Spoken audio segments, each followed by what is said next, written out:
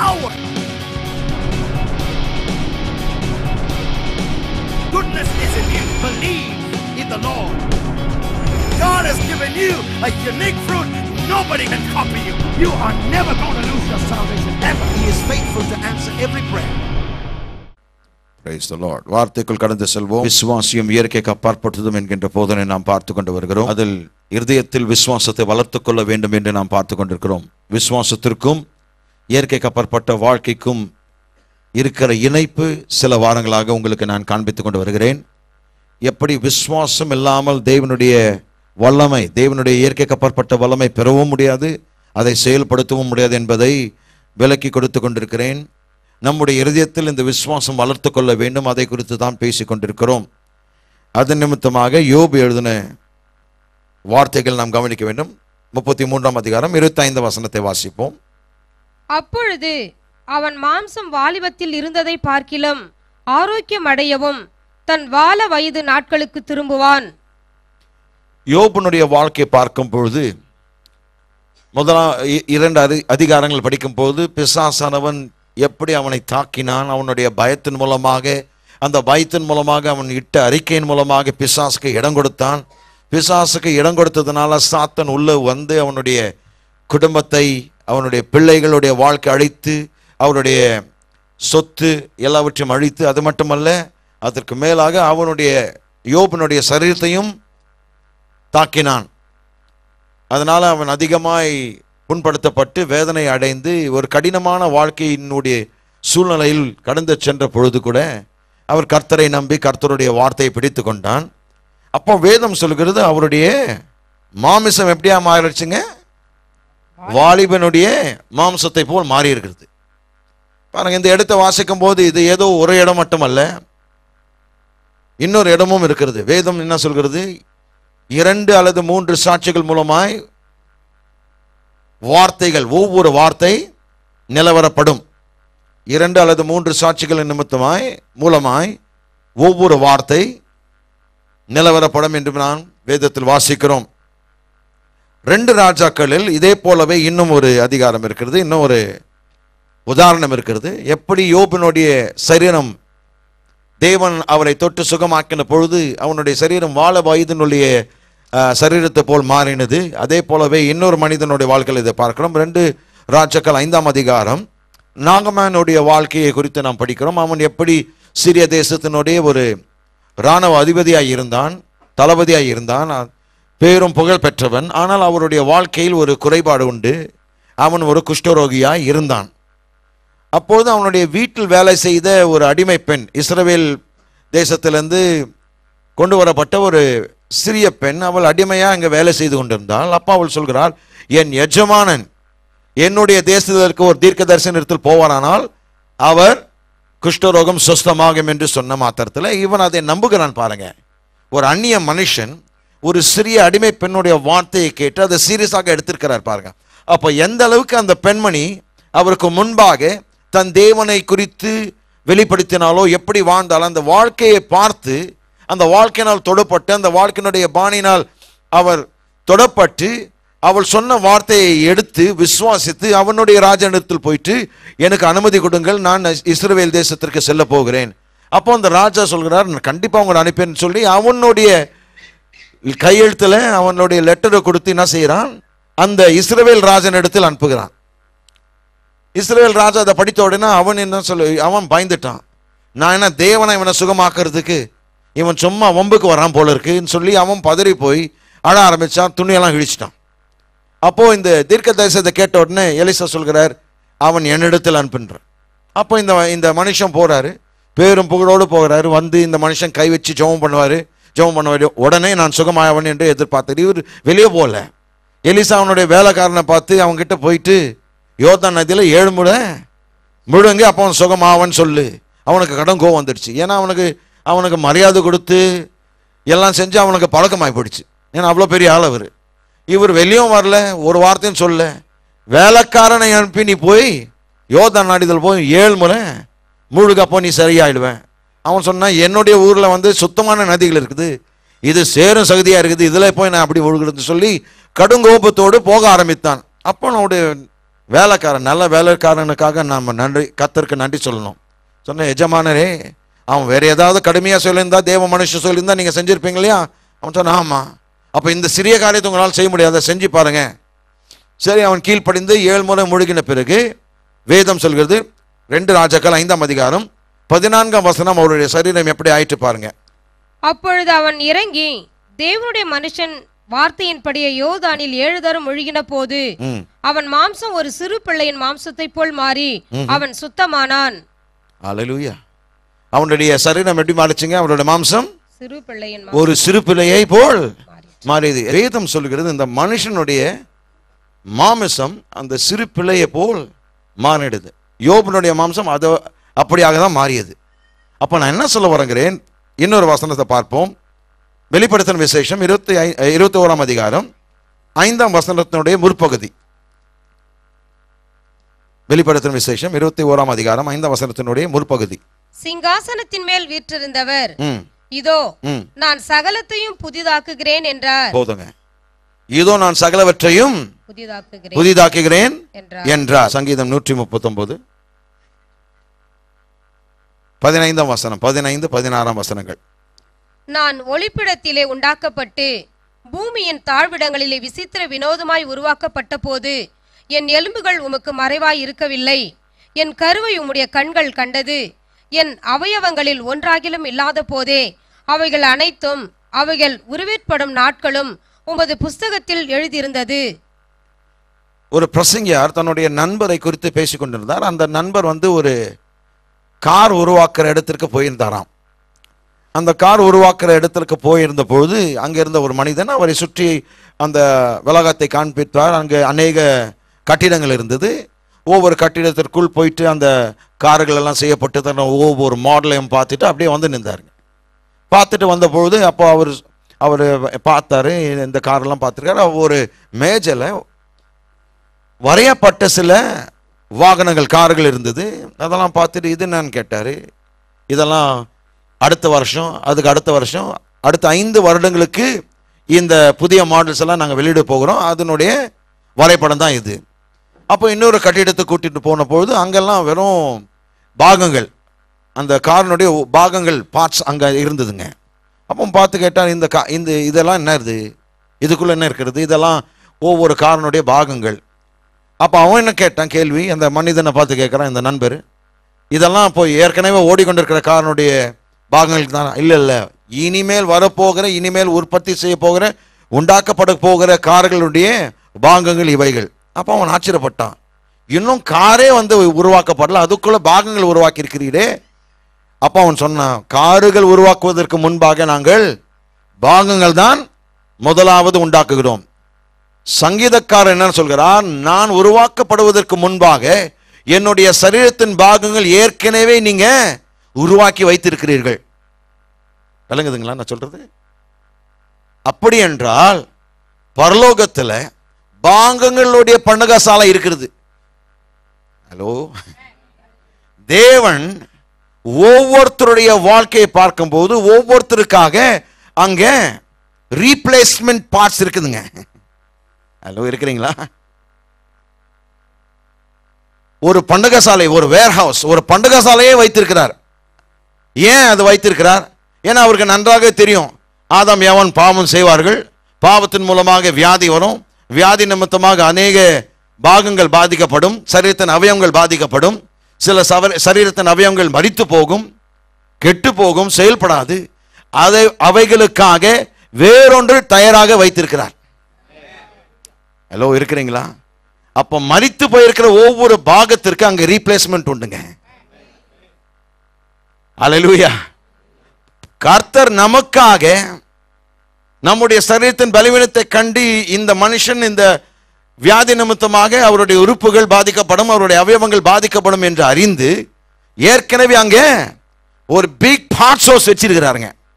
பாகங்கள் நிறைந்த ஒரு பண்டகசாலையை வைத்திருக்கிறார். அப்போ எப்பொழுதெல்லாம் யாருக்கெல்லாம் ஒரு பாகம் எழுந்து போகிறார்களோ, நீங்கள் கர்த்தரை நோக்கி விசுவாசத்தில் ஜெபம் பண்ணினால் கர்த்தர் புதிய பாகத்தை கொடுப்பார். ஹலோ, இருக்கிறீங்களா? கர்த்தர் புதிய அவயவங்களை கொடுக்க ஆயத்தமா இருக்கிறார். எத்தனை பேர் அதற்காக ஆயத்தமா இருக்கிறீங்க? அவர் கொடுக்க ஆயத்தமா இருக்கிறாரு. ஆனா நம்முடைய விசுவாசம் அந்த அளவுக்கு இல்லை. புதிய பாகம் கொடுப்பாரா? நானும் ஜெபிக்கிறேன் பிரதர். ஜெபித்தால் மட்டும் போதாது பிரதர், விசுவாசிக்கணும் பிரதர். புதிய பாகங்கள் பரலோகத்தில் வைத்திருக்கிறார். எத்தனை பேர் அது விசுவாசிக்கிறீங்க? ஹல்லேலூயா. ஒவ்வொரு பாதிக்கப்பட்ட உறுப்புகள் நிறைந்த மக்களை பார்த்து சொல்கிறேன், புதிய பாகங்களை பெற்றுக்கொள்ளுங்கள். ஏய் ஹல்லேலூயா. You got to learn to receive new parts. ஒரு புதிய கிட்னி அங்க இருக்குங்க. ஹலோ, புதிய கிட்னிஸ் அங்க உண்டு, புதிய ஈரல் உண்டு, அங்க புதிய இருதயம் அங்க உண்டு, புதிய எலும்புகள் உண்டு. ஹலோ, சில பேருக்கு முட்டி தேஞ்சு போச்சுன்னு சொல்றீங்க, கால்சியம் பத்தல, அவர் அங்க ரெடியா வச்சிருக்கிறாரு, ரீப்ளேஸ்மெண்ட் வச்சிருக்கிறாருங்க. உலகத்துல பார்க்கும்போது அவங்களும் சில ரீப்ளேஸ்மெண்ட் வச்சிருக்காங்க. இடுப்பை மாற்றும் போது அங்க ஹிப் ரீப்ளேஸ்மெண்ட் ஒன்று வச்சிருக்காங்க. ஆனால் அதெல்லாம் விழுந்து போன டெக்னாலஜிங்க, பாவத்தில் விழுந்த டெக்னாலஜி அது. ஆனால் விசுவாசம் தான் ஒரிஜினல் டெக்னாலஜி. ஹலோ, தேவன் பேரில் விசுவாசம் வைக்கிறவர்கள் வெறும் இந்த பாதிக்கப்பட்ட விழுந்து போன டெக்னாலஜி பயன்படுத்தி பிளாஸ்டிக் ஹிப் போட வேண்டிய அவசியம் இல்லை, பிட்டு போட வேண்டிய அவசியம் இல்லை, போல்ட் போட வேண்டிய அவசியம் இல்லை. இருக்கிறீங்களா? புதிய ஹிப்பே தர்றாருங்க, புதிய இடுப்பே தர்றாருங்க, புதிய முட்டியே தரவாருங்க. அங்க நீ கேப்ஸ் எல்லாம் தயாரா வச்சிருக்கிறார். ஏன்? எப்படி தெரியும்? ஏனென்றால் உங்களுடைய ஒவ்வொருத்தருடைய டிஎன்ஏ ஃபைல் கர்த்தர் வச்சிருக்கிறாருங்க. உங்களுடைய பிளட் டைப் அவருக்கு நன்றாகவே தெரியும். சரி, இந்த தம்பியோட பிளட் டைப் ஏ பாசிட்டிவ் தெரியல, இவருடைய பிளட் டைப் தெரியல, ஒரு உதாரணமாக இவருக்கு ஏ பாசிட்டிவ், இவருடைய பிளட் ஃபைலே வச்சிருக்கிறார். அந்த ஃபைல் எடுத்த உடனே இவருக்கு என்ன குறை இருக்கிறது, அதற்கு ஏற்ற பாகங்கள் தயாராக இவருக்கு வச்சிருக்கிறார். நான் சொல்கிறேன், உங்கள் ஒவ்வொருத்தருடைய டிஎன்ஏ ஃபைல் கர்த்தர் வைத்திருக்கிறார். ஏதாவது பாதிக்கப்பட்டுச்சுன்னா நீங்க விசுவாசத்தில் கேட்டால் கர்த்தர் அதை தருவார். ஆமென். மேற்கொண்டு பார்ப்போம். ஹல்லேலூயா. மத்தேயு எழுதின சுவிசேஷம் 15ஆம் அதிகாரம் 29ஆம் வசனம். இயேசு அவ்விடம் விட்டு புறப்பட்டு கலிலேயா கடலருகே வந்து ஒரு மலையின் மேல் ஏறி அங்கே உட்கார்ந்தார். அப்பொழுது சப்பானிகள், குருடர், ஊமையர், ஊனர் முதலிய அநேகரை திரளான ஜனங்கள் கூட்டிக் கொண்டு இயேசுவினிடத்தில் வந்து அவர்களை அவர் பாதத்திலே வைத்தார்கள். அவர்களை அவர் சொஸ்தப்படுத்தினார். ஊமையர் பேசுகிறதையும் ஊனர் சொஸ்தமடைகிறதையும். ஊனர் சொஸ்தமடைகிறதையும். ஊனர்னா யாருங்க? மூல பாஷையில கிரேக்க மொழியில் அந்த ஊனர் ஆங்கிலத்தில் மெய்ம்ட் என்று சொல்லப்பட்டிருக்கிறது. மெய்ம்ட் அல்லது ஊனர் என்றால் என்ன? துண்டிக்கப்பட்ட கையும் கால் உள்ளவர்கள், அதுதான் மெய்ம்ட் என்று ஆங்கிலத்திலையும் ஊனர் என்று தமிழில் சொல்கிறோம். அதனுடைய மூல பாஷை மியூட்டிலேட்டட் பாடி, துண்டிக்கப்பட்ட சரீரத்தவன் அவயவங்கள், பாகங்கள். கவனிக்க வேண்டும். அப்படி என்றால் ஒரு மெய்ம்ட் அல்லது ஊனர் உள்ள ஒரு மனிதன் என்று சொல்லும்போது என்ன அர்த்தத்தில் சொல்கிறோம்? அந்த மனிதனுக்கு ஒரு கை அல்லது ஒரு கால் அல்லது 2 கால் இல்லாமல் இருக்கலாம். எப்படி அது வந்தது? ஒருவேளை இந்த டயபெட்டிஸ், சக்கரை நோயினால வந்திருக்கலாம், அல்லது அவன் ஒரு யுத்த வீரனாக இருப்பானால் யுத்த காலத்தில் அவனோட கால் இழந்திருக்கலாம், ஒரு கை இழந்திருக்கலாம். அந்த ஆக்சிடென்ட் மூலமாக, இந்த துப்பாக்கியினுடைய சுடுதல் மூலமாக அல்லது இந்த குண்டு வெடிப்பின் மூலமாக சில பாகங்கள் இழந்து விடுகிறார்கள். ரைட்டுங்களா? வேதம் சொல்கிறது அவர்களை இந்த ஊனரை இயேசுவினிடத்தில் கொண்டு வந்த பொழுது அவர்களுக்கு அவர் என்ன செய்தாருங்க? சொஸ்தமாக்கினார். இந்த ஊனர் உள்ளவர்களை சொஸ்தம் ஆக்கினார். அப்போ உடனே மக்கள் நீங்க சொல்லுவீங்க, ஆம் பாஸ்டர் கரெக்டா, அதுக்கெல்லாம் கரெக்டா, நான் இயேசு தான் அதை செய்தார், இயேசு தேவகுமாரன், நாங்கெல்லாம் அதை செய்யவே முடியாது. அப்படிங்களா? சரி, இன்னொரு வார்த்தை பார்ப்போம். யோவான் எழுதின சுவிசேஷம் 14ஆம் அதிகாரம். யோவான் எழுதின சுவிசேஷம் 14ஆம் அதிகாரம் 12ஆம் வசனம். மெய்யாகவே மெய்யாகவே நான் உங்களுக்கு சொல்லுகிறேன், நான் என் பிதாவினிடத்திற்கு போகிறபடியினால் என்னை விசுவாசிக்கிறவன் நான் செய்கிற கிரியைகளை தானும் செய்வான், இவைகளை பார்க்கிலும் பெரிய கிரியைகளையும் செய்வான். ஹல்லேலூயா. நம்ம என்ன சொல்றோம்? இயேசுவானவர் தேவகுமாரனாய் இருந்தபடினால் இதை செய்திருக்கிறார், ஆகவே அவர் செய்யலாங்க. அவர் மாம்சத்தில் வந்த தேவன், நான் ஒரு சாதாரண விசுவாசி. இயேசு என்ன சொல்றார் பாருங்க, என்னை விசுவாசிக்கிறவன். எத்தனை பேர் இயேசுவை விசுவாசிக்கிறீர்கள்? Come on, let me see your hand. எத்தனை பேர் இயேசுவை விசுவாசிக்கிறீர்கள்? இயேசு சொல்கிறார், என்னை விசுவாசிக்கிறவன் அதாவது நீங்க நான் செய்கிற கிரியைகள் தானும் செய்வான். இயேசு என்ன செய்தாருங்க? ஊனரை சொஸ்தமாக்கினார். ஊனரை சொஸ்தமாக்கினார். ஊனர் என்று சொல்லும்போது யாருங்க? கை கால் இல்லாதவர்கள். கை கால் இல்லாதவர்கள் சொஸ்தமாக்கணும்னா என்ன பண்ணணும்? எப்படி அவங்களை சுகமாக்க முடியும்? கை கால் இல்லாதவர்களை எப்படி சுகமாக்க முடியும்? கரெக்ட், அதெல்லாம் கரெக்டுங்க. எப்படி அவங்கள சுகமாக்குறாரு? புதிய காலு புதிய கை கொடுக்கிறது. வார்த்தையினால் தான் செய்கிறார், அது கரெக்ட். அவரோட வல்லமை, உங்களுடைய விசுவாசம் எல்லாம் செய்கிறார், கரெக்டு. ஆனால் என்ன செய்கிறார்? எப்படி அவங்கள சுகமாக்கினார்? புதிய கையும் புதிய காலும். எத்தனை பேர், உண்மையாக நான் கேட்கிறேன், எத்தனை பேர் உங்களுடைய ஃபெய்த் இதுக்கு ஆயத்தமாக இருக்கிறதுங்க? நான் ஜெபித்தால் புதிய பாகங்கள் உருவாக்கப்படும், புதிய அவயவங்கள் உருவாக்கப்படும். ஏன் விசுவாசிக்கிறீர்கள்? அதற்கு ஆதாரம் தேவனுடைய வார்த்தை. இயேசுவை சொல்லியிருக்கிறார், என்னை விசுவாசிக்கிறவர்கள் நான் செய்த கிரியைகள் அவர்களும் செய்வார்கள். அப்ப நீங்களும் அவர் செய்த கிரியை செய்வீர்கள். நான் சொல்கிறேன், உங்களுக்கு நான் நற்செய்தி வைத்திருக்கிறேன். உங்களுக்கு இந்த காலவேளையில் உங்களுக்கு ஒரு நற்செய்தி வைத்திருக்கிறேன். தேவன் சொன்ன வார்த்தை கவனிப்போம். ஹபாக்குக் 1:5 நீங்கள் புறஜாதிகளை நோக்கி பார்த்து ஆச்சரியப்பட்டு பிரமியுங்கள். விவரிக்கப்பட்டாலும் நீங்கள் விசுவாசியாத ஒரு கிரியையை உங்கள் நாட்களிலே நடப்பிப்பேன். கர்த்தர் சொல்றார், நான் விவரித்து சொன்னாலும் நம்ப முடியாத ஒரு கிரியை உன்னுடைய நாட்கள் நான் செய்ய போகிறேன். ஹல்லேலூயா. நம்ப முடியாது, சொன்னாலும் நம்ப மாட்டீங்க. அந்த அளவுக்கு கர்த்தர் நம்முடைய நாட்களில் அதை செய்ய போகிறார். நாம் தான் அந்த சந்ததியாய் இருக்கிறோம்.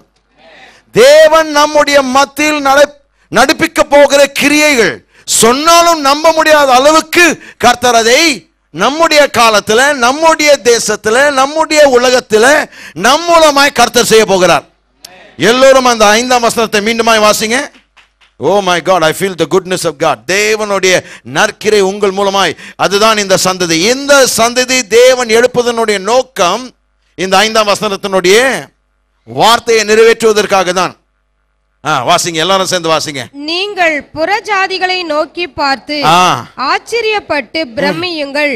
விவரிக்கப்பட்டாலும் நீங்கள் விசுவாசியாத ஒரு கிரியையை உங்கள் நாட்களிலே நடப்பிப்பேன். ஹல்லேலூயா. விவரித்தாலும் நீங்க நம்ப முடியாத, உங்களால் நம்பிக்கையும் வைக்க முடியாத ஒரு கிரியை உங்கள் மத்தியில் உங்கள் நாட்களில் நடப்பிப்பேன் என்று சொல்கிறார். இங்கிலாந்து தேசத்தில் ஜெஃப்ரி பிரதர்ஸ் என்று 2 சகோதரர்கள் இருந்தார்கள். அவர்கள் இந்த முட்டு சந்தை என்று சொல்வார்கள் தமிழ்ல, ஆலைஸ் என்று ஆங்கிலத்தில் சொல்லுவாங்க, பிளைண்ட் ஆலைஸ் என்று. இந்த முட்டு சந்தையில் அந்த இடத்துல போகும்போது அங்கே கைகளும் கால்கள் வெட்டப்பட்ட மனிதர்கள்லாம் அந்த இடத்துல உட்காந்து பிச்சை கேட்டுக்கொண்டு இருப்பாங்க. இந்த 2 சகோதரர்கள் ஜெஃப்ரி பிரதர்ஸ் என்று நீங்க கூகுளில் போட்டு பார்த்தா அவங்க கர்த்தர் எவ்வளவு வல்லமையாய் பயன்படுத்தினார். அந்த சந்தைகளுக்குள் போய் இந்த கையும் கால் இழந்தவர்களை பார்த்து அந்த துண்டிக்கப்பட்ட கையின் மேல கை வச்சுட்டு அந்த இடத்தை அப்படியே என்ன சொல்லுவாங்க, எஜமானர் இங்க இருக்கிறார், த மாஸ்டர் இஸ் ஹியர் என்று சொல்லி துண்டிக்கப்பட்ட அந்த கையின் மீது அப்படியே கை வைப்பார்கள். உடனடியாக துண்டிக்கப்பட்ட கை முழுமையாக புதிய கையாக மாறினது. 2 கால்கள் இழந்தவர்கள், அவர்கள் அந்த 2 கால்கள் துண்டிக்கப்பட்ட அந்த 2 கால்களை பிடிச்சு, எஜமானர் இங்க இருக்கிறார், வேற ஒரு பெரிய எஜமான் கிடையாது, இயேசுவின் நாமம் கிடையாது, எஜமானர் இங்க இருக்கிறார், த மாஸ்டர் இஸ் ஹியர் என்று சொல்வார்கள். உடனடியாக 2 புது கால்கள் உருவாக்கப்பட்டது. சொன்னாலும் விவரித்தாலும் நம்ப முடியாத அற்புதங்கள் அந்த சகோதரர்கள் மூலமாய் நடந்தது. சார்ல்ஸ் பிரான்சிஸ் அண்டர் என்று ஒரு தம்பதி இருந்தார்கள், அவர்கள் மரித்து போயிருக்கிறார்கள். அவர்கள் தேவன் வல்லமையாய் பயன்படுத்தினார். எப்படி பயன்படுத்துவார் என்றால், ஹிப், அதாவது ஹிப்ல இந்த நம்மளுடைய டெக்னாலஜி வச்சுட்டு எல்லாம் சில சர்ஜரி எல்லாம் பண்ணி சில பார்ட்ஸ் எல்லாம் உருவாக்கி அதே மாதிரி வச்சு சேர்த்திருக்கிறாங்க. ஆர்டிஃபிஷியல் லிம்ஸ் என்று சொல்வார்கள். இவங்க அந்த ஆர்டிஃபிஷியல் லிம்ஸோடு, அதாவது இந்த செய்யப்பட்ட உருவாக்கப்பட்ட நம்முடைய டெக்னாலஜி வைத்துக்கொண்டு அது செய்யப்பட்ட இந்த இடுப்புகள், கால்கள், முட்டிகள் அந்த மக்கள் அந்த மீட்டிங்கில் நிற்பாங்க. மீட்டிங் முடிந்த பிறகு அந்த சகோதரி அவர்களுடைய கணவர் சேர்ந்து அந்த முட்டி மேலே கை வச்ச உடனே புதிய முட்டி உருவாக்கும். அந்த இடுப்பு மேலே கை வைப்பாங்க. கை வச்சு நான் அந்த வீடியோ பார்த்துருக்கிறேன். அப்படியே அந்த இடுப்பு திரும்புறது, அப்படியே ஆடினே இருக்கும். ஒரு எலும்பு கூட விட்டா எப்படி இருக்கும், அந்த எலும்பு கூட ஆட்டினா எப்படி இருக்கும், அந்த இடுப்பு பக்கம் அந்த இடுப்பு பிடிச்சி ஆட்டுவாங்க. அந்த மனுஷன் அப்படியே நிற்பான். ஆனால் அந்த இடுப்பை பார்த்தா திரும்புகிறோம். கடன்னு சத்தம் கேட்கணும். ஐயோ போச்சுடா, இந்த மனுஷனுடைய எலும்பெல்லாம் முறிது போல இருக்கு. புதிய ஒரு இடுப்போடு அவன் கடந்து செல்வான். துள்ளி குதிப்பான், தேம்பி அழுவார்கள். திரளான கூட்டம் இதை கண்டு கொள்ள வந்தார்கள். நான் என்ன சொல்கிறேன்னா, அவர்களுடைய தேவன் நம்முடைய தேவனாய் இருக்கிறார். ஜெஃப்ரி சகோதரர்களுடைய தேவன் நம்முடைய தேவனாய் இருக்கிறார். சார்ல்ஸ் பிரான்சிஸ் அண்டருடைய தேவன் நம்முடைய தேவனாய் இருக்கிறார். அவளை கொண்டு இவ்வளவு பெரிய காரியங்கள் கர்த்தர் செய்வாரானால், இந்த சந்ததியை கொண்டு அதே காரியங்கள் தேவனால் செய்ய கூடும், நீ விசுவாசித்தால். ஆனால் நம்முடைய விசுவாசம் வளர்க்கப்பட வேண்டும். எப்படிப்பட்ட விசுவாசமாய் இருக்க வேண்டும்? இத்தகைய அற்புதங்கள். நான் சொல்கிறேன் பிரியமானவர்களே, தேவன் ஹபாக்குக் புத்தகத்தில் என்ன வாக்குத்தத்தம் செய்திருக்கிறாரோ, நம்முடைய நாட்களில் இந்த சந்ததி உங்கள் மத்தியில் கர்த்தர் செய்ய விருப்பம் கொண்டிருக்கிறார். அதற்காக நீங்கள் ஆயத்தமாய் இருக்கிறீர்களா? உங்களுடைய விசுவாசத்தினுடைய அளவு அந்த அளவுக்கு இருக்கிறது தான். அதான் கேள்வி. சமீபமாய் ஒரு சகோதரன் கொடுத்த சாட்சி கேட்டேன். அவருடைய கூட்டத்தில் ஒரு மிகப்பெரிய எழுப்புதல் கூட்டம் வைத்திருந்தார். அங்கே ஆயிரக்கணக்கான பேர் வந்தார்கள். அதில் வினோதமான அற்புதங்கள் நடந்தது. அதில் ஒரு வினோதமான அற்புதம் அவர் சொன்னது, பல பேர் பொய் பல்சட்டோடு வந்திருக்கிறார்கள் இந்த மீட்டிங்கில். அவர் ஜெபித்து கொண்டிருந்த வேலையில் இந்த பொய் பல்சட் கீழே விழுந்துருச்சுங்க. யாரோ பிடிச்சி அந்த பொய் பல்சட்டை வெளியே தள்ளின மாதிரி இருந்துச்சுங்க. அப்படியே பிடிச்சி வாயை திறந்தானா புது பல்செட் உருவாக்கப்பட்டதுங்க. அதனால தான் பொய் பல்செட் விழுந்துச்சு. ஏன்னா இது போய் அது வெளியே தள்ளிச்சு பல பேருக்கு. அதாவது அந்த கூட்டத்தில் பொய் பல்செட்டில் பல பேர் இருந்திருக்கிறாங்க. அங்கெல்லாம் சகஜமா, ஏன்னா அந்த அளவுக்கு அவங்க ட்ரக்ஸ் எடுத்திருப்பாங்க, இதை சாப்பிட்டுருப்பாங்க, அது சாப்பிட்டுருப்பாங்க, பல்லெல்லாம் காலி. பொய் பல்செட்டில் இருந்த பல பேருடைய பொய் பல்செட் விழுந்து புதிய பல்செட் கர்த்தர் உண்டாக்கினார். வினோதமான அற்புதங்கள் நம் மத்தியில் கர்த்தர் செய்ய போகிறார். ஆனால் நம்முடைய விசுவாசம் எப்படிப்பட்ட விசுவாசமாக இருக்க வேண்டும்? மத்திய எழுதின சுவிசேஷம் 11ஆம் அதிகாரம் 12ஆம் வசனம். யோவான் ஸ்நானன் காலம் முதல் இதுவரைக்கும் பரலோக ராஜ்யம் பலவந்தம் பண்ணப்படுகிறது. பலவந்தம் பண்ணுகிறவர்கள் அதை பிடித்துக் கொள்ளுகிறார்கள். பலவந்தம் பண்ணுகிறவர்கள் என்ன செய்வார்கள்? அதை பிடித்துக் கொள்ளுகிறார்கள். அதை பிடித்துக் கொள்வார்கள். ஆங்கிலத்தில் they will take it by force. பலவந்தம் பண்ணுகிறவர்கள் அதை பிடித்துக் கொள்வார்கள் சொன்ன போது ஃபோர்ஸோடு எடுத்துப்பாங்க. ஃபோர்ஸ்னா சக்தியை பயன்படுத்தி, வல்லமை பயன்படுத்தி, ஆற்றலை பயன்படுத்தி அதை பிடித்துக் கொள்வார்கள், பிடுங்கிக் கொள்வார்கள். they will forcefully take it from you. அதை உங்களிடத்திலிருந்து பகிரங்கமாக பிடித்துக் கொள்வார்கள், பிடுங்கி விடுவார்கள். ஸோ பிடித்துக் கொள்வதை விட பிடுங்கி விடுவார்கள் என்ற வார்த்தை தான் இன்னும் அற்புதமாக இருக்கு. அப்போ நம்முடைய விசுவாசம் இப்படிப்பட்ட அபக்குக் புத்தகத்தில் தேவன் சொன்ன வார்த்தை நிறைவேற வேண்டும் என்றால் நம்முடைய விசுவாசம் எப்படிப்பட்ட விசுவாசமாக இருக்க வேண்டும்? It has to be violent faith. அப்போ உங்களுடைய வாழ்க்கையில் கர்த்தர் பெரிய காரியங்களை செய்ய வேண்டும் என்றால் என்னுடைய விசுவாசம் சாதாரணமான விசுவாசமாக இருக்கக்கூடாது, மத சம்பந்தப்பட்ட ஒரு விசுவாசமாக இருக்கக்கூடாது, இறையியல் விசுவாசமாக இருக்கக்கூடாது, மாறாக பலவந்தம் பண்ணுகிற விசுவாசமாய் இருக்க வேண்டும். ஆமென்.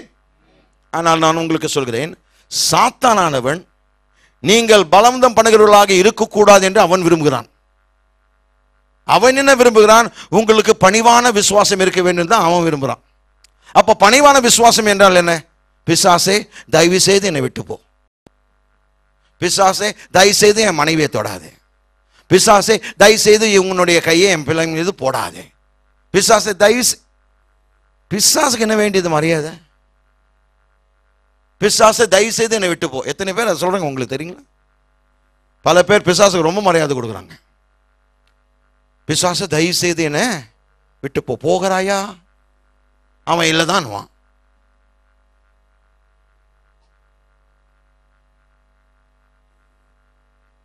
பணிவான விசுவாசம் பிசாசுக்கு காட்ட வேண்டிய அவசியம் கிடையாதுங்க. நம்முடைய விசுவாசம் பலவந்தம் பண்ணுகிற விசுவாசமாய் மாற வேண்டும். அப்பொழுதுதான் நீங்கள் உங்கள் மத்தியில் உங்களுடைய நாட்களில் கர்த்தர் இந்த கிரியை நடப்பிப்பார். அசாதாரணமான வினோதமான வழக்கத்திற்கு மாறான அற்புதங்கள் கர்த்தர் செய்ய ஆயத்தமுள்ளவராய் இருக்கிறார். நம்முடைய விசுவாசம் எப்படிப்பட்ட விசுவாசமா மாற வேண்டும்?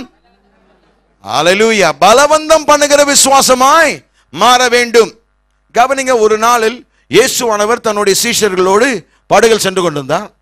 அவர் தூங்கி விட்டார். தூங்கின பிறகு என்ன ஆயிடுச்சுங்க, ஒரு கடுமையான புயல் வந்ததுங்க. புயல் வந்த பொழுது அவங்களால அதை சமாளிக்க முடியல. அவர் எழுப்பி அவர் எழுந்த உடனே என்ன சொன்னார்?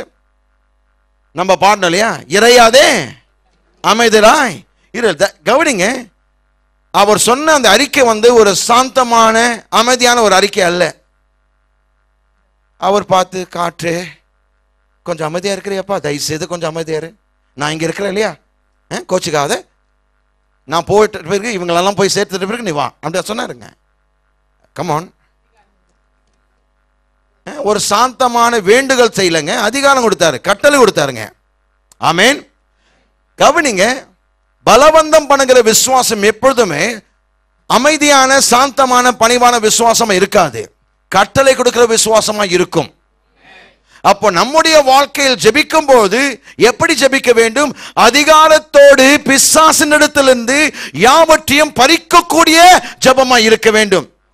ஹலோ, ஜெபிக்கும் போது கர்த்தாவே நீர் தாரும் சொல்லாத, கர்த்தர் ஏற்கனவே கொடுத்துட்டார். யார் அதை எடுத்தது? பிசாசு. அவனை பார்த்து ஏற்கனவே என் பணத்தை எடுத்து பிசாசை இயேசுவின் நாமத்துல மரியாதை கொடு, இல்ல நடக்கிறதே. இந்த தமிழ் தான் உங்களுக்கு கரெக்டா பிடிக்குது பாருங்க. என் குடும்பத்தை தொட்டா உனக்கு சாவு மணிதான்,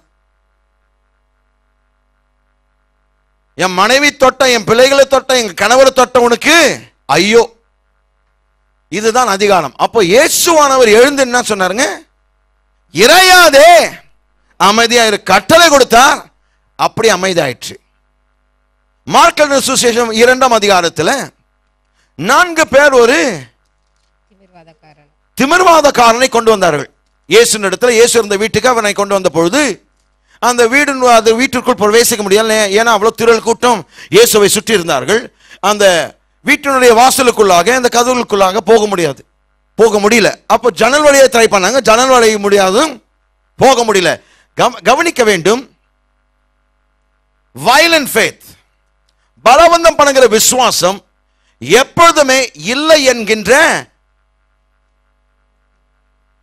வார்த்தை எடுக்கவே எடுக்காது. ஒருவேளை இது கர்த்தருடைய சித்தம் இல்லை.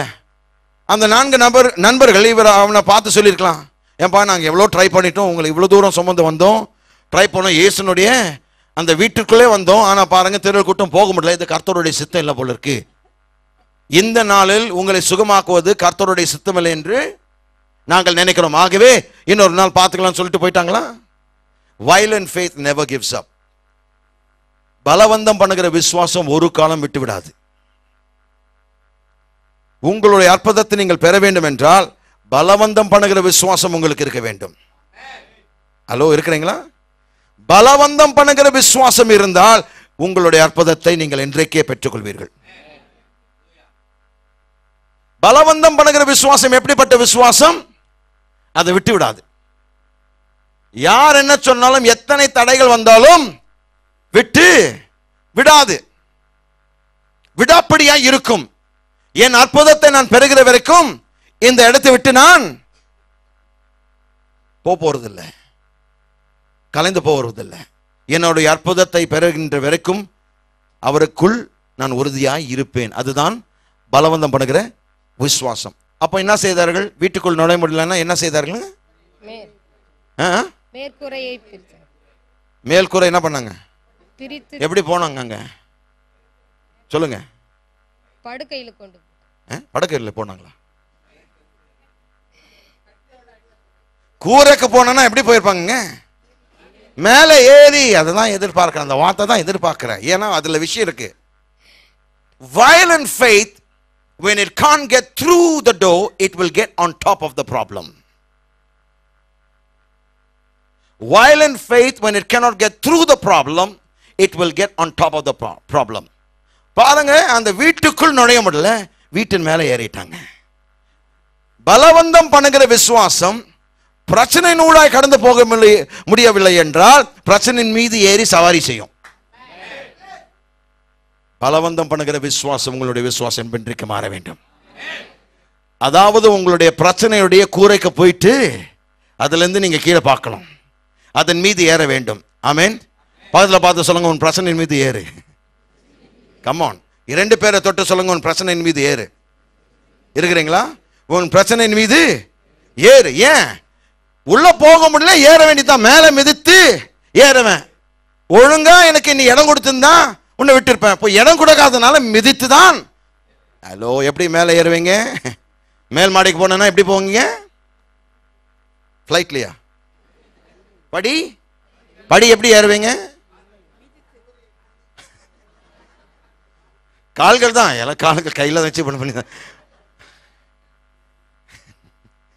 கால்கள் வச்சு தான். கரெக்டுங்க. எப்படி ஏறுறீங்க? படிய அதான், அந்த வார்த்தை தான் எதிர்பார்க்கிறேன். படியை மிதிக்காவிட்டால், ஒரு படியை மிதித்தால் தான் அடுத்த படி சேர முடியும். அந்த படி மிதித்தால் தான். அப்போ கர்த்தர் சொல்கிறார், உன்னுக்குள் இருக்கிற உன்னை எதிர்க்கிற எல்லா படிகளை ஏறு. அப்போதான் உச்ச கட்டத்திற்கு நீ வர முடியும். அல்லேலூயா. பலவந்தம் பண்ணுகிற விசுவாசம் படிப்படியாய் ஏறி மேலே ஏறி உட்காரும். அதுதான் அவர்கள் செய்தார்கள். மேலே ஏறின பிறகு என்ன செய்தார்கள்? கூரையை பீத்து கொண்டார்கள். தமிழ் பைபிளை பார்க்கும் போது பிரித்து திறப்பாக்கி, பிரித்து திறப்பாக்கி. ஆங்கிலத்தில் பார்க்கும் போது டேர் ஆஃப் என்று ஆங்கிலத்தில் டேர் ஆஃப் த ரூஃப். பக்கத்தில் பார்த்து சொல்லுங்க, கூரையை பீத்து விடு. ஆமென். இன்னொரு 3 பேரை தொட்டு சொல்லுங்க, கூரையை பிரித்து விடு. கூரையை பிரித்து விடு. எத்தனை பேர் கூரையை பிரித்து விட போறீங்க? Tear off the roof. அல்லேலூயா. அப்படி என்றால் இந்த கூரை அவர்கள் பிரித்து திறப்பாக்கினார்கள். கவனிக்க வேண்டும், கூரை என்று சொல்லும் போது இங்க என்ன குறிக்கிறது? இங்க கூரை என்று பார்க்கும்போது நிஜமாக அவங்க ஒரு உண்மையான கூரை அவங்க பிரித்து விட்டார்கள். நம்முடைய வாழ்க்கையில் கூரை என்றால் என்ன? இயேசுவினிடத்தில் வராதபடிக்கு நம்மை தடை செய்கின்ற ஒவ்வொரு பிரச்சனை, அதான் கூரை. இயேசுவினிடத்தில் வராதபடிக்கு தடை செய்கின்ற எல்லா பிரச்சனைகள், ஒவ்வொரு பிரச்சனையும் தான் அந்த கூரை. கர்த்தர் சொல்கிறார், அந்த கூரையை பிரித்து விடு. அந்த கூரை எப்படிப்பட்டதா இருக்கும்? உங்களுடைய கோபமா இருக்கலாம். tear the roof off. எல்லாரும் சொல்லுங்க, tear the roof off. ஆங்கிலத்தில் தான் பஞ்சிங்க வருது. எல்லாரும் பார்த்து சொல்லுங்க, பக்கத்தில் பார்த்து சொல்லுங்க, tear the roof off. அப்படி என்றால் கூரையை பிரித்து விடு. பணிவான விசுவாசத்திற்கு இது நேரம் கிடையாதுங்க. ஹலோ, எப்படிப்பட்ட விசுவாசம் உங்களுக்கு இருக்க வேண்டும்? பலவந்தம் பண்ணுகிற விசுவாசம். எல்லாரும் கரங்களை வைத்து சொல்லுங்க, என் விசுவாசம் பலவந்தம் பண்ணுகிற விசுவாசமா இருக்கிறது. எத்தனை பேர் அதை விசுவாசிக்கிறீங்க? இந்த நாள் முதற்கொண்டு என் விசுவாசம் பணிவான விசுவாசமா இருக்காது. இந்த நாள் முதற்கொண்டு என் விசுவாசம் பலவந்தம் பண்ணுகிற விசுவாசமா இருக்கும். ஹல்லேலூயா, ஹல்லேலூயா, ஹல்லேலூயா, ஹல்லேலூயா. இந்த நாள் ஒவ்வொரு விசுவாசியும் மாறணுங்க. உங்களுடைய விசுவாசம் ஆக்ரோஷமாய் மாறணும். எல்லாவற்றையும் பிடுங்கிக் கொள்ளக்கூடிய விசுவாசம். உன்னுடைய ஆசீர்வாதம், உன்னுடைய ஆஸ்தி, உன்னுடைய சொத்து, உன்னுடைய பிள்ளைகள், உன்னுடைய கணவன், உன்னுடைய கணவனுடைய வேலை, உன்னுடைய மனைவியினுடைய சுகம், உன்னுடைய பெற்றோருடைய சுகம், எல்லாவற்றையும் பறித்த பிசாசின் இடத்திலிருந்து மீண்டுமாய் பிடுங்கக்கூடிய நேரமாய் இருக்கிறது. பிரித்துக் கொள்ளுங்கள், பிடித்துக் கொள்ளுங்கள், பிடித்துக் கொள்ளுங்கள். Tear the roof off. அது உங்களுடைய கோபமா இருக்கலாம், அது உங்களுடைய புறக்கணிப்பா இருக்கலாம். பிரித்து விடுங்கள், கூரையை பிரித்து விடுங்கள். அது உங்களுடைய தனிமையா இருக்கலாம், கூரையை. அது உங்களுடைய பெருமையா இருக்கலாம், கூரையை. அது உங்களுடைய கவலையா இருக்கலாம், கூரையை. யார் சொன்ன உங்களுக்கு வேலை கிடைக்காதுன்னு? கூரையை. யார் சொன்ன கர்த்தர் உங்களை ஆசீர்வதிக்க மாட்டார் என்று? கூரையை. யார் சொன்னார் கர்த்தர் உங்களை சுகமாக்க மாட்டார் என்று? கூரையை. ஹல்லேலூயா. எத்தனை பேர் இன்றைக்கு தீர்மானம் பண்றீங்க, என் கூரையை பிரித்து விடுவேன்? அந்த வியாதி நீங்க வாழ வேண்டிய அவசியம் இல்லைங்க. கர்த்தர் ஏற்கனவே சுகத்தை கொடுத்து விட்டார். அவருடைய தழும்புகளால் சுகம் ஆனீர்கள். நானே யெகோவா ராஃபா, சுகம் கொடுக்கிற தேவன். யாத்திராகமம் 15:26 சொல்லப்பட்டிருக்குது. சங்கீதம் 103:3 சொல்கிறது, உங்களுடைய சகல பாவங்களையும் அக்கிரமங்களை மன்னித்து உங்களுடைய சகல நோய்களையும் குணமாக்கினார். நீதிமொழிகள் 4:22 என்ன சொல்லப்பட்டிருக்கிறது? அவைகளை கண்டுபிடிக்கிறவர்களுக்கு அவர்கள் ஜீவனும் அவர்களுடைய உடலுக்கெல்லாம் ஆரோக்கியமாம். எது உடலுக்கெல்லாம் ஆரோக்கியம்? வார்த்தை, தேவனுடைய வார்த்தை. அப்போ வியாதி என்னுடைய சரீரத்தை தாக்கும் போது கூரையை, hallelujah, high five your neighbor and say tear the roof off. Come on, high five your neighbor. பக்கத்துல தொட்டு சொல்லுங்க, high five பண்ணுங்க. வித்தியாசமா இன்றைக்கு வாழ்வோம். இது வித்தியாசமான செய்தி, வித்தியாசமா நடந்து கொள்வோம். இந்த நேரத்துக்கு பணிவான விசுவாசிகளுக்கு அவசியம் இல்லை. பலவந்தம் பண்ணுகிற விசுவாசம் பாருங்க, கூரின் மீது ஏறி அதை பிரித்து விட்டு இந்த மனுஷனை எரிக்கிறார்கள். கவனிக்க வேண்டும், உங்களுடைய வாழ்க்கையில் உன்னுடைய திருமணம் பிரச்சனைக்குள் சென்று கொண்டிருக்கலாம், கூரையை பிரித்து விடு. உன்னுடைய பிள்ளை பிரச்சனைக்குள் அகப்பட்டிருக்கலாம், கூரையை. உன்னுடைய வியாபாரம் தனிப்பட்ட பிரச்சனை போய்கொண்டிருக்கலாம், கூரையை. உன்னுடைய படிப்பில் பிரச்சனை வந்து கொண்டிருக்கலாம், கூரையை. உன்னுடைய தனிப்பட்ட வாழ்க்கையின் மீது தாக்கம் ஏற்பட்டிருக்கலாம், கூரையை. உன்னுடைய குணாதிசயத்தை அவர்கள் தாக்கியிருக்கலாம், போய் சொல்லியிருக்கலாம், கூரையை. தயவு செய்து கூரையை இன்றைக்கு பிரித்து விடுங்கள், பிரித்து திறப்பாக்குங்கள். அவர்கள் பிரித்து இந்த மனுஷனை இயேசுவுக்கு முன்பாக அவருடைய மத்தியில் இறக்கினார்கள். வேதம் சொல்கிறது, மார்க் எழுதின சுவிசேஷம் 2ஆம் அதிகாரம் 5ஆம் வசனத்தில், இயேசு அவர்களுடைய விசுவாசம் கண்டு. எந்த வசனத்தில் இருக்குங்க? 5ஆம் வசனத்தில் இயேசு அவர்களுடைய விசுவாசம் கண்டு. Listen, violent faith attracts divine attention. Write that down. That's a principle. இந்த விதிமுறையை எழுதி கொள்ளுங்கள்.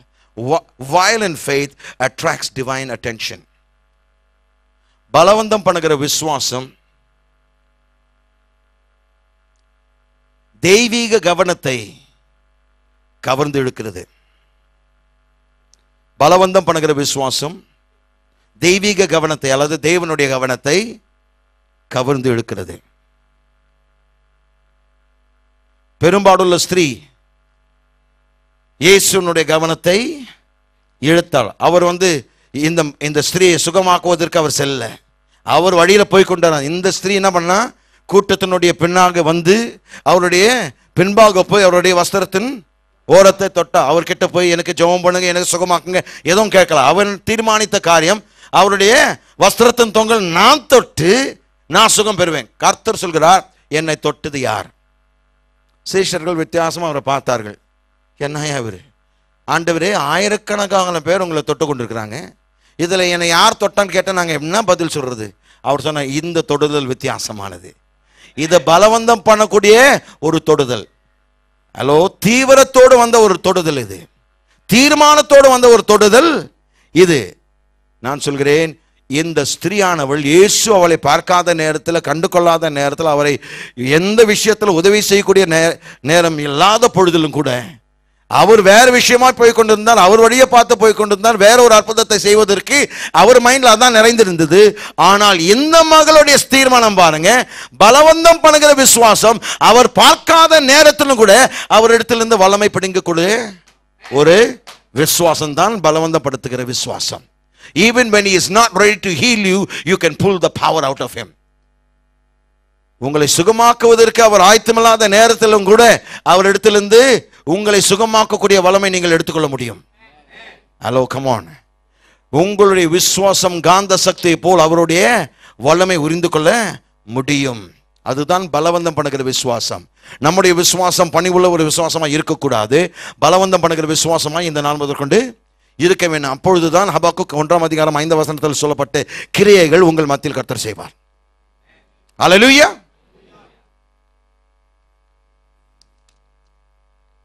பலவந்தம் பண்ணுகிற விசுவாசம் ஒரு காலமும் இல்லை என்கின்ற பதிலை ஏற்றுக்கொள்ளாது. இரண்டாவது, தடைகளை பார்த்து பின்னிட்டு போகிற விசுவாசம் பலவந்தம் பண்ணுகிற விசுவாசம் அல்ல. மூன்றாவது, தடைகள் மீது ஏறுகிற விசுவாசம் பலவந்தம் பண்ணுகிற விசுவாசம்.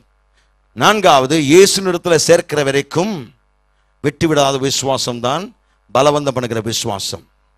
இயேசு அவர்களுடைய விசுவாசத்தை பார்த்தபோது இந்த பலவந்தம் படுத்துகிற விதமான விசுவாசத்தை கண்ட உடனே அவர்களை மறுதளிக்க முடியல. ஆகவே அந்த முடவனை பார்த்து அவர் சொன்ன வார்த்தை, இயேசு சொன்ன வார்த்தை, மகனே, உன் பாவங்கள் உனக்கு மன்னிக்கப்பட்டது. உன்னை பார்த்து நான் சொல்கிறேன், நீ எழுந்து நடந்து உன்னுடைய படுக்கை எடுத்து உன் வீட்டுக்கு போ. உடனடியாக அந்த மனுஷன் சொஸ்தம் அடைந்து அவன் வீட்டுக்கு சென்றான். கர்த்தர் ஏன் அந்த அற்புதத்தை செய்தார்? அந்த 4 பேருடைய பலவந்தம் பண்ணுகிற விசுவாசத்தின் நிமித்தமாக அன்றைக்கு ஒரு மாபெரும் அற்புதம் அந்த திருவாதக்காரனுக்கு அன்றைக்கு நடந்தது. நான் சொல்கிறேன், உங்களுடைய வாழ்க்கையில் இந்த நாளில் உங்களுடைய விசுவாசம் பலவந்தமாக இருக்கும் பொழுது, பலவந்தம் பண்ணுகிற விசுவாசமாக இருக்கும் பொழுது, கர்த்தர் அதே அற்புதங்கள் உங்களுக்கு இன்றைக்கு செய்வார். நாளைக்கு அல்ல, நான் சொல்கிறது இன்றைக்கு செய்வார். ஆமேன்.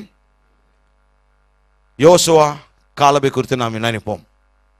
என்னாகும் 13ஆம் அதிகாரத்தில்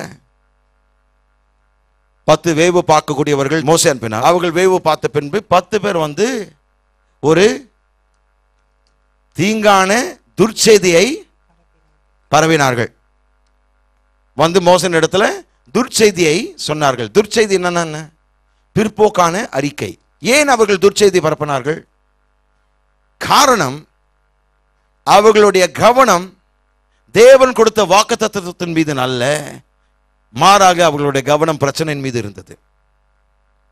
துர்ச்செய்தி எப்பொழுதெல்லாம் நம்முடைய வாய் விட்டு வரும், நாம் நம்முடைய விசுவாசம் தேவனுடைய வார்த்தையின் மீது இல்லாதபடிக்கு பிரச்சனையின் மீது நாம் விசுவாசம் வைக்கும் பொழுது,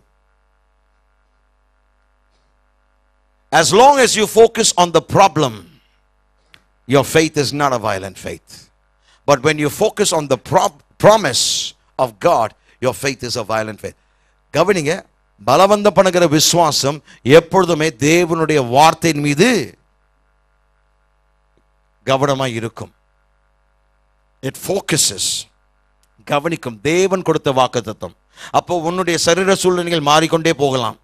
டாக்டர்கள் வேற விதமாய் சொல்லலாம், மருத்துவர்கள் வேற விதமாய் சொல்லலாம், வழக்கறிஞர்கள் வேற விதமாய் சொல்லலாம், உங்களுடைய மேனேஜர் வேற விதமாய் சொல்லலாம், உங்களுடைய எஜமானன் வேற விதமாய் சொல்லலாம், உன்னுடைய முதலாளி வேற விதமாய் பேசலாம், மக்கள் வேற விதமாய் பேசலாம். ஆனால் கர்த்தர் சொன்ன வார்த்தை நீங்கள் விசுவாசிக்கும் போது, கர்த்தர் சொன்ன வார்த்தை உங்களுடைய வாழ்க்கையில் நிலவரப்படும். அல்லேலூயா. எத்தனை பேர் ஆமென் சொல்ல முடியுங்க? அப்போ இந்த மக்கள் பாருங்க, துர்ச்செய்தியை பரப்புகிறார்கள். உடனாக என்ன சொல்றார் பாருங்க, 28ஆம் வசனத்துல, ஆனாலும் அந்த தேசத்திலே குடியிருக்கிற ஜனங்கள் பலவான்கள், பட்டணங்கள் அரணிப்பானவைகளும் மிகவும் பெரியவைகளுமாய் இருக்கிறது. அங்கே ஏனாக்கின் குமாரரையும் கண்டோம். அமிலேக்கியர் தென்புறமான தேசத்தில் குடியிருக்கிறார்கள். ஏத்தியரும் எபூசியரும் எமோரியரும் மலைநாட்டில் குடியிருக்கிறார்கள். கானானியர் கடல் அருகேயும் யோர்தான் அண்டையிலும் குடியிருக்கிறார்கள் என்றார்கள். அவங்க என்ன சொல்றாங்க? 28 வசனத்தில் என்ன சொல்லப்பட்டிருக்குங்க? அந்த ஜனங்கள் பலவான்கள், அந்த ஜனங்கள் பலவான்கள், பட்டணங்கள் அரணிப்பானவைகள் மிகவும் பெரியவைகளுமாய் இருக்கிறது. அங்கே ஏனாக்கின் குமாரரையும் கண்டோம். கோடிட்டு கொள்ளுங்காலத்து ஒரு சர்க்கிள் போடுங்க, கண்டோம். கவனிங்க, துர்ச்செய்தி பரப்புகிறவர்கள் அல்லது பிற்போக்காய் பேசுகிறவர்கள் எப்பொழுதுமே தடைகளை தான் பார்த்து கொண்டிருப்பாங்க, எதிரினுடைய பலத்தை தான் பார்த்து கொண்டிருப்பாங்க, ஒழிய கர்த்தருடைய ஆற்றலோ வல்லமை பார்க்கவே மாட்டார்கள். என்னத்தை கண்டார்கள்? அங்கே ராட்சதர்கள் இருக்கிறார்கள் என்றும், பட்டணங்கள் அரணிப்பானவைகளும் மிகவும் பெரியவைகளுமாய் இருக்கிறது. என்னங்க? மிகவும் பெரியவைகளுமாய் இருக்கிறது. அவங்களுக்கு எது பெருசு தெரிஞ்சுங்க? பிரச்சனை தான் பெருசா தெரிந்தது. சத்துருனுடைய வல்லமை குறித்து தான் பேசினாங்க, சத்துருனுடைய பலத்தை குறித்து தான் பேசினாங்க, ஒழிய கர்த்தருடைய பலத்தை குறித்தோ கர்த்தருடைய வல்லமை குறித்தோ கர்த்தருடைய ஆற்றலை குறித்து பேசவில்லை. பலவந்தம் படுத்துகிற விசுவாசம் எப்படிப்பட்டதா இருக்கும்? கர்த்தருடைய பலத்தை சார்ந்திருக்கும். ஆமென். 29ஆம் வசனத்தை வாசிங்க. 29 30ஆம் வசனம். அமிலேக்கியர் தென்புறமான தேசத்தில் குடியிருக்கிறார்கள். ஏத்தியரும் எபூசியரும் எமோரியரும் மலைநாட்டில் குடியிருக்கிறார்கள். கானானியர் கடல் அருகேயும் யோர்தான் அண்டையிலும் குடியிருக்கிறார்கள் என்றார்கள். அப்பொழுது காலேப் மோசேக்கு முன்பாக ஜனங்களை அமர்த்தி, நாம் உடனே போய் அதை சுதந்தரித்துக் கொள்வோம், நாம் அதை எளிதாய் ஜெயித்துக் கொள்ளலாம் என்றான். அல்லேலூயா. பலவந்தம் பண்ணுகிற விசுவாசம் எப்படிப்பட்டதா இருக்கும்? உடனே அவர்களை எளிதாய் அமர்த்தி என்று சொல்லப்பட்டிருக்குது. அமர்த்தி என்றால் என்ன?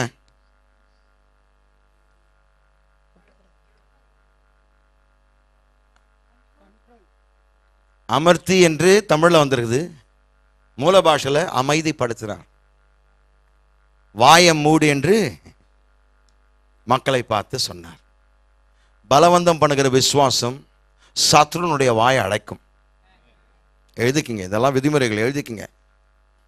Violent faith will silence the enemy.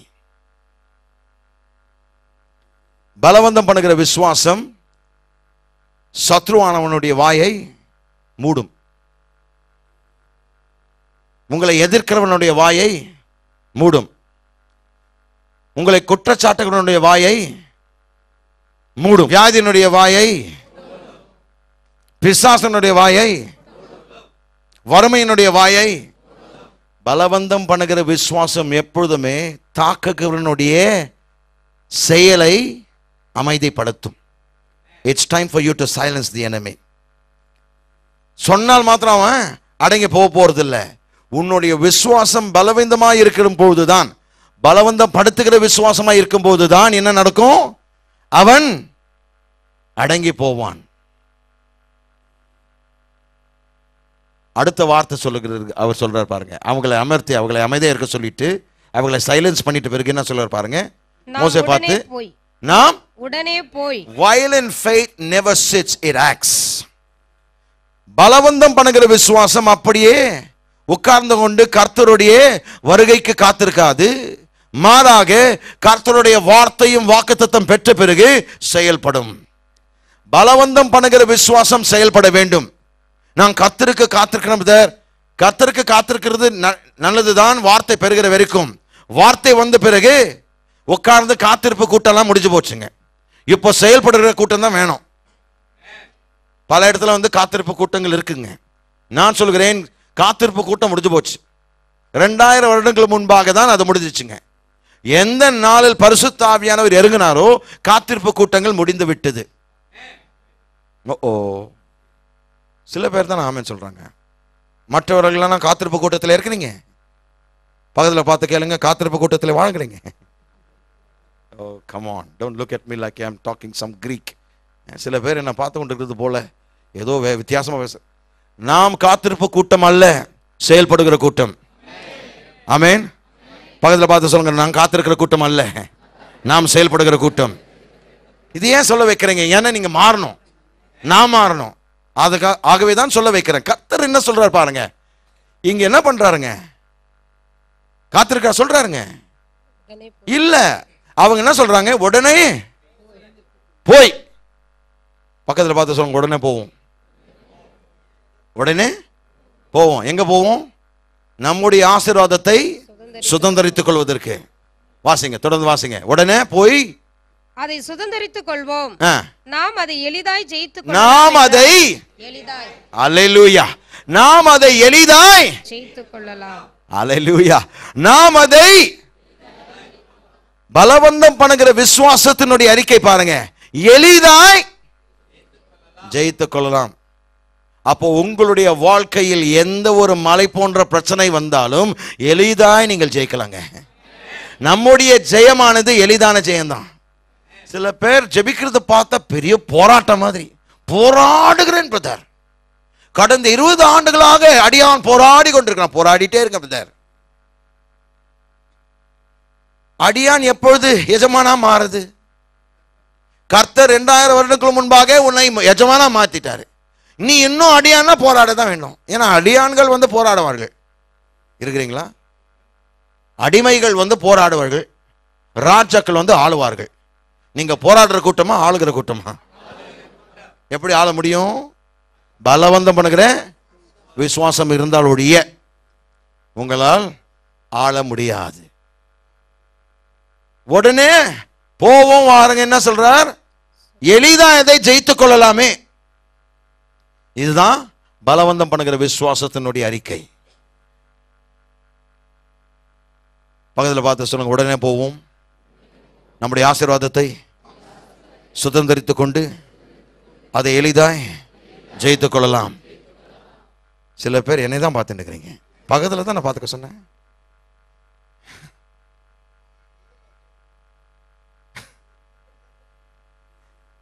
நான் பக்கத்தில் பார்த்து தான் நான் சொல்ல சொன்னேன். எளிதாய் ஜெயிக்கக்கூடிய வாழ்க்கை கிறிஸ்துவ வாழ்க்கை. எப்படிப்பட்ட பிரச்சனை வந்தாலும் சரி, மலை போன்ற பிரச்சனை வந்தாலும் சரி, கடலால பிரச்சனை இருந்தாலும் சரி, எளிதாய் ஜெயிக்கக்கூடிய வாழ்க்கை கிறிஸ்துவ வாழ்க்கை. கிறிஸ்துவுக்குள் இருக்கிறவர்கள் எளிதாய் ஜெயிக்க வேண்டும். பவுல் அப்போஸ்தலர் இதே வார்த்தை வேறு விதமாய் சொன்னார். கிறிஸ்துவுக்குள் நாம் முற்றிலும் ஜெயம் கொள்கிறவர்களாய் இருக்கிறோமே. முற்றிலும் ஜெயம் கொள்கிறவர்களாய் நீங்கள் இருக்கிறீர்கள். எப்பொழுது? பலவந்தம் பண்ணுகிற விசுவாசம் செயல்படுத்தும் போது. இந்த நாள் எல்லாம் தீர்மானம் எடுப்போம். பலவந்தம் பண்ணுகிற விசுவாசம் என்னுடைய விசுவாசமாக இருக்க போகிறது. ஹபாக்குக் 1:5 சொன்ன வார்த்தை என்னுடைய வாழ்க்கையில், என்னுடைய காலங்கள், என்னுடைய நாட்களில் கர்த்தர் நீர் நிறைவேற்ற வேண்டும் என்று நீங்கள் போய் ஊக்கமாய் ஜெபிங்க. விசுவாசத்தை ஜெபிங்க. அதை உரிமையோடு கேளுங்க. அதன் பின்பு கர்த்தருடைய வார்த்தையை பெற்றுக்கொண்டு தீவிரமாய் செயல்பட்டு காலேப் யோசுவா சொன்னது போல உடனே போய் நம்முடைய ஆசீர்வாதத்தை சுதந்திரித்துக் கொண்டு அதை எளிதாய் ஜெயித்துக் கொள்ளலாம் என்று தீர்மானிக்க வேண்டும். எத்தனை பேர் இன்றைக்கு அதை தீர்மானித்து விட்டீர்கள்? என்னுடைய விசுவாசம் பலவந்த பண்ணுகிற விசுவாசமாய் இந்த நாள் முதல் கொண்டு இருக்க போகிறது. எத்தனை பேர் அந்த தீர்மானம் எடுத்திருக்கீங்க? நீங்கள் அதை எடுத்தால் கர்த்தர் அன்றைக்கு சொன்ன வாக்குத்தத்தத்தை இன்றைக்கு கர்த்தர் நிறைவேற்றுவார். ஹபக்காக் மூலமாக தேவன் சொன்ன வார்த்தை, அந்த தீர்க்கதரிசியின் மூலமாய் சொன்ன வார்த்தை உங்களுடைய வாழ்க்கையில் கர்த்தர் நிறைவேற்றுவார். நிறைவேற்ற காத்து கொண்டிருக்கிறார். நம்ம கர்த்தருக்கு காத்து கொண்டிருக்கலங்க, அவர் நமக்காக காத்து கொண்டிருக்கிறார். யோசுவா கேலபை போல் நாம் மாறும். வித்தியாசமுள்ள ஆவியுள்ளவர்களாக இருப்போம்.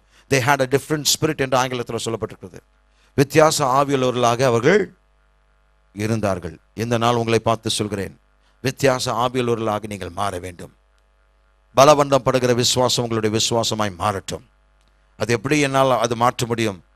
பலவந்தம் பண்ணுகிற விதத்தில் வேதத்தை படிக்கணும். தூக்கம் வருவதற்கு பைபிள் படிக்கக்கூடாது. சில பேர் பைபிள் படித்தா நல்லா தூக்கம் வருது பாஸ்டர், அதனால தான் பைபிளே படிக்கிறேன். தூங்குறதுக்கு பைபிள் படிக்க வேண்டிய அவசியம் இல்லை. பைபிள் தானாகவே தூக்கம் கொடுக்கும். ஆனால் பலவந்தம் பண்ணுகிற விசுவாசம் வேண்டும் என்றால் பலவந்தம் பண்ணுகிற விதத்தில் நீங்கள் படிக்கணும். பைபிளை இருக்கிற மொத்தத்தில் ஃபோர்ஸோடு எடுத்துக்கணும். கர்த்தர் வைத்திருக்கிற எல்லாவற்றையும் ஃபோர்ஸாக எடுத்துக்கொள்ள வேண்டும். எடுத்தால் உங்களுக்கு ஆசீர்வாதம். கர்த்தருடைய பந்திக்குள் நாம் கடந்து செல்வோம். அடுத்த வாரத்தின் இன்னும் கொஞ்சம் ஆழமாய் போக போகிறோம்.